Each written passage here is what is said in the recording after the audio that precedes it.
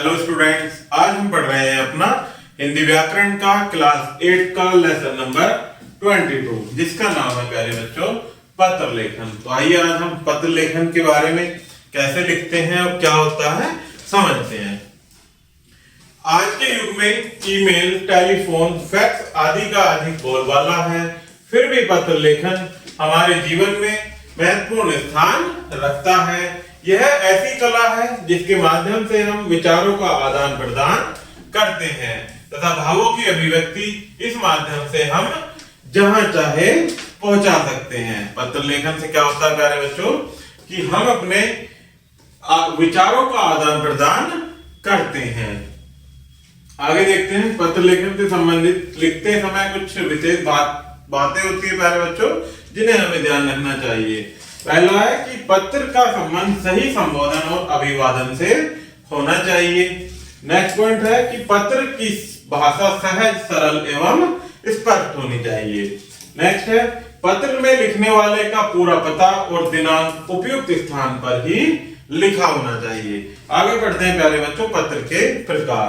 पत्र के दो प्रकार होते हैं, पहला औपचारिक और दूसरा अनौपचारिक। इनको उदाहरण और इनके परिभाषा के माध्यम से समझते हैं।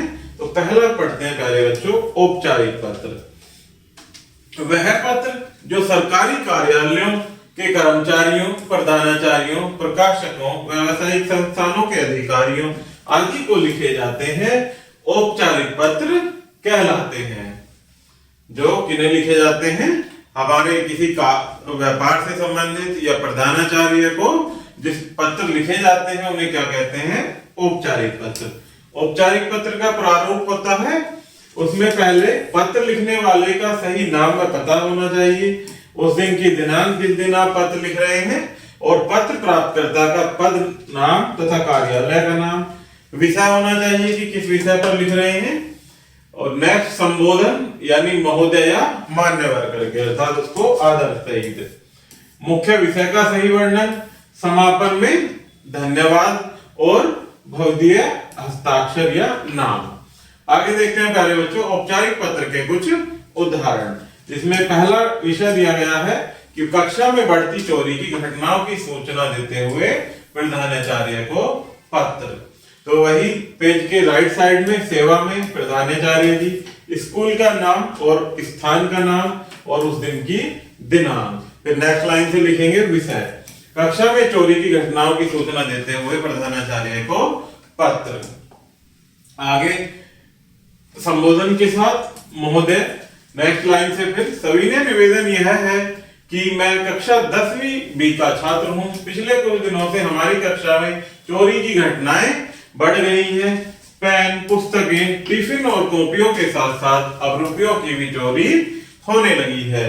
आज बबली के 800 रुपए उसके बस्ते से चुरा लिए गए, वह फीस जमा करने के लिए लाई थी।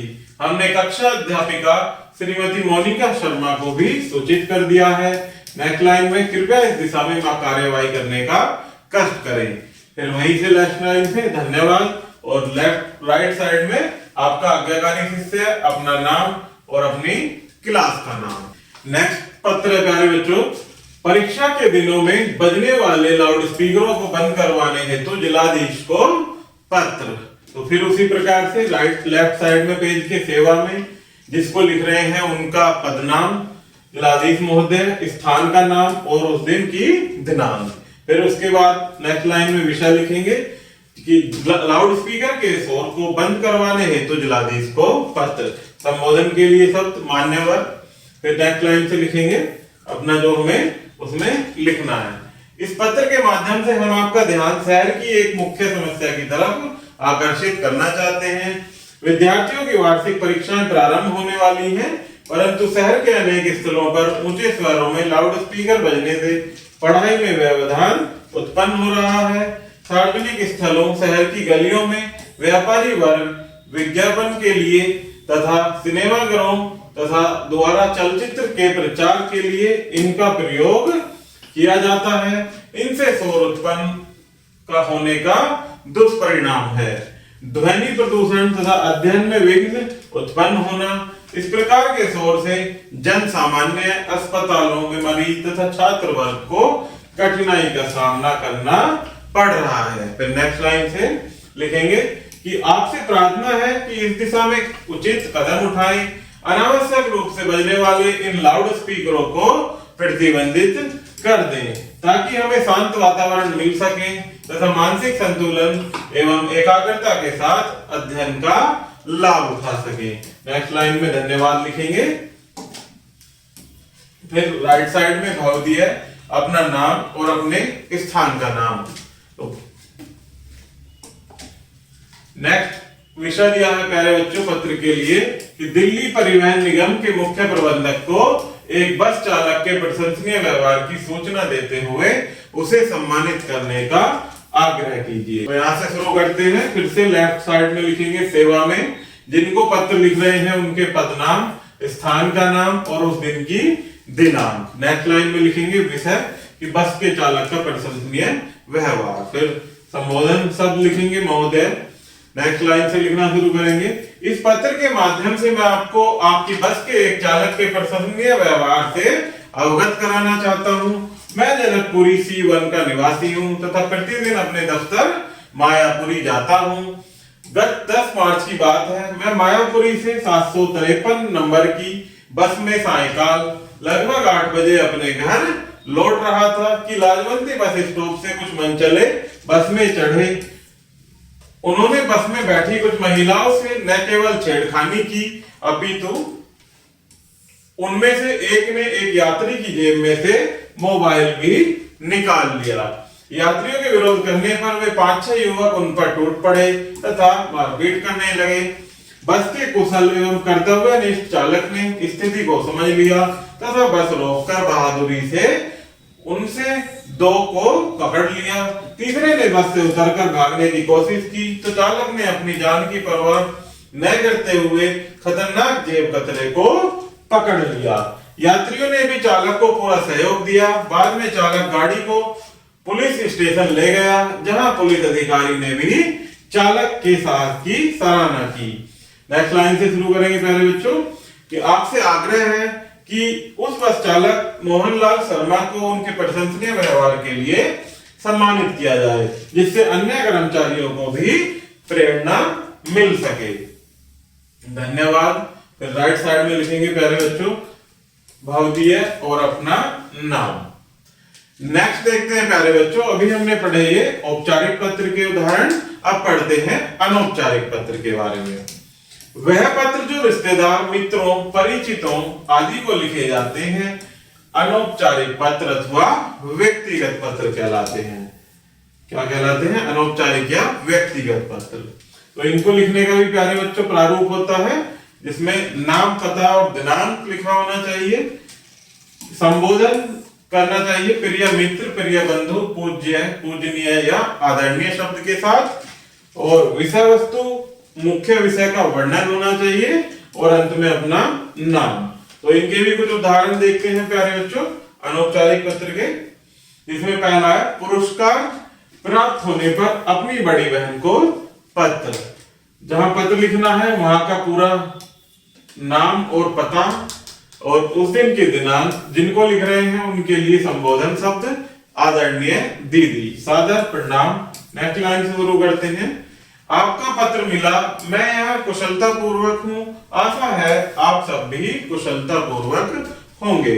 आपको जानकर प्रसन्नता होगी कि मुझे इस वर्ष का सर्वश्रेष्ठ समाज सेवी पुरस्कार मिला है। यह पुरस्कार यहाँ की प्रसिद्ध संस्था मानव सेवा समाज द्वारा दिया गया है। नेक्स्ट लाइन से, मैंने अपने विद्यालय की ओर से कारगिल युद्ध में शहीद हुए सैनिकों के परिवारों की सहायता प्रधानमंत्री राहत कोष में देने के लिए 12,000 रुपए एकत्र किए थे। किसी विद्यार्थी द्वारा एकत्र की जाने वाली यह सबसे अधिक राशि थी। हमारी प्रधानाचार्य श्रीमती राधिका वर्मा भी समारोह में उपस्थित थी। हमारे विद्यालय को भी सबसे अधिक धनराशि एकत्र करने के लिए पुरस्कृत किया गया है। आदरणीय जीजा जी को मेरा प्रणाम कहिएगा, अनुज और शोभा को मेरा प्यार। फिर राइट साइड में प्यारे बच्चों आपकी प्रिय बहन और अपना नाम लिखेंगे। इसी प्रकार से नेक्स्ट पत्र है कविता प्रकाशित होने पर मित्र को पत्र। तो वही पहले अपने मित्र का जहां हमें पत्र लिखना है, जहां के लिए वहां का स्थान का नाम और एड्रेस, फिर उस दिन की तारीख और संबोधन के लिए मित्र को लिख रहे हैं तो प्रिय मित्र।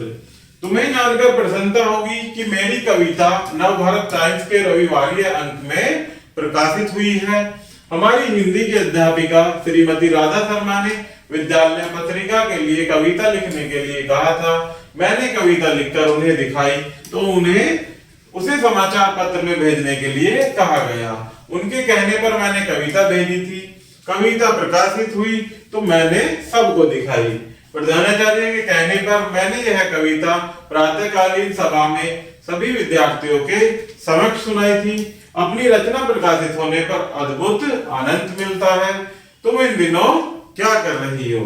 माताजी, पिताजी और राजेश भैया को मेरी ओर से प्रणाम करना। फिर राइट साइड में प्यारे बच्चों तुम्हारी प्रिय सखी और अपना नाम लिखेंगे।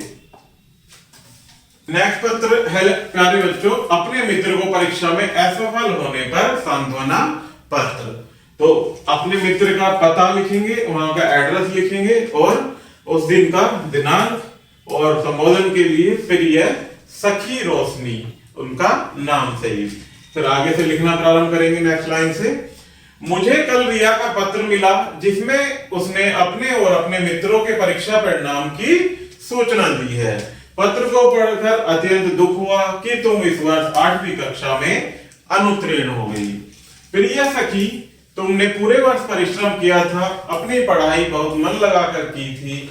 हाँ, 2-3 महीने पहले तुम्हारा स्वास्थ्य ठीक न होने के कारण तुम्हारी पढ़ाई के मार्ग में अवश्य बाधा आई। तुम्हारे परिश्रम को देखकर कोई अनुमान भी नहीं लगा सकता था कि तुम्हें असफलता का मुंह देखना पड़ेगा। खैर, जो कुछ हुआ सो हुआ, अब तुम आगे का सोचना है। तुमने यह तो अवश्य ही पढ़ा होगा कि असफलता ही सफलता की सीढ़ी है। जीवन में सफलता असफलता तो आती रहती है, फिर सफल न होने पर निराश होकर बैठ जाना या हिम्मत हार जाना ठीक नहीं है, बल्कि दुगने उत्साह से आगे की ओर बढ़ना है। मुझे विश्वास है कि तुमने अभी से अगले वर्ष के लिए सर्वोच्च अंक प्राप्त करने का संकल्प किया होगा तथा पूरे आत्मविश्वास के साथ परीक्षा की तैयारी कर रही होगी। मेरे योग्य कोई सेवा हो तो लिखना। आंटी तथा अंकल को नमस्ते कहना और मीता को प्यार। अब तुम्हारी सखी और अपना नाम लिख देंगे। आगे बढ़ते हैं प्यारे बच्चों, अध्याय संक्षेप। पहला पॉइंट है, पत्र के माध्यम से हम अपने मन के विचारों तथा भावों को सरलता से प्रकट कर सकते हैं। नेक्स्ट है, पत्र की भाषा सहज, स्पष्ट तथा सरल होनी चाहिए। नेक्स्ट है, पत्र 2 प्रकार के होते हैं, औपचारिक पत्र और अनौपचारिक पत्र। तो इस प्रकार से प्यारे बच्चों हमारा ये लेसन यही समाप्त होता है। आशा करता हूं कि आपको यह वीडियो जरूर पसंद आई होगी। धन्यवाद।